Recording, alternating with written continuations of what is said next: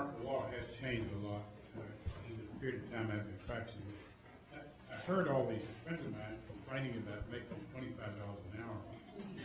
I think I'd maybe tried 6 or 8 lawsuits before I ever got a fee, because we didn't get paid if we didn't win. But, it's amazing. I've really enjoyed and am honored to be included in this group. Several of these lawyers and I have had lawsuits against each other, and Mark had asked when he interviewed us, think of the best opponents you've had in practice law and crime.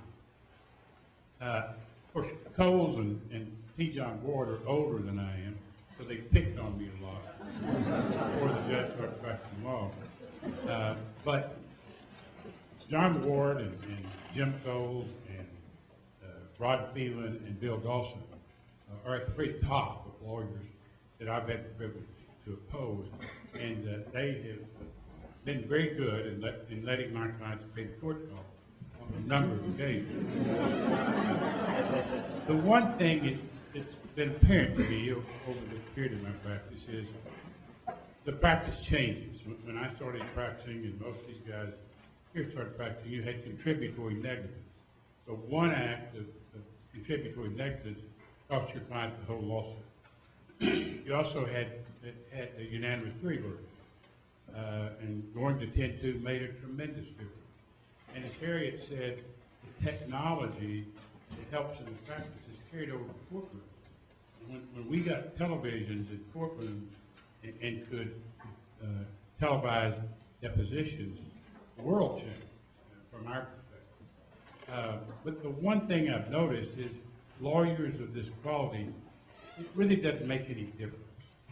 You give this group of lawyers the rules, and they're going to do well with them. You change the rules, and they're going to adapt to the rule change. And it's a matter of a little bit floating like a butterfly and stinging like a bee. But whatever the rules are, this group of lawyers will find a way to do well with it.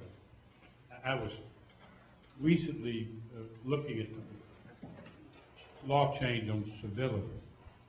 And I will tell you, the first 5 or 6 lawsuits that Coles and I tried against each other, one of us asked the other one to fight.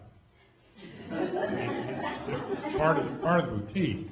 We were both smart enough that there was somebody there to keep us apart. The offer was made. Well, Judge invited us to go outside. And Scotty and Franklin used to send me their malpractice suits, and the Honorable T. John Ward represented Good Shepherd Hospital, who had more than its share of controversy in the medical negligence field during that period of time. Well, John would always end up on the other side of my lawsuit. And I know on the bench he was very calm.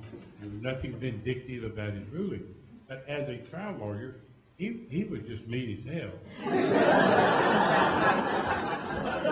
And we had case after case, and we'd fuss and fight in the deposition. And one day I was in his office deposing some hospital employees on the death of a young mother who died during delivery.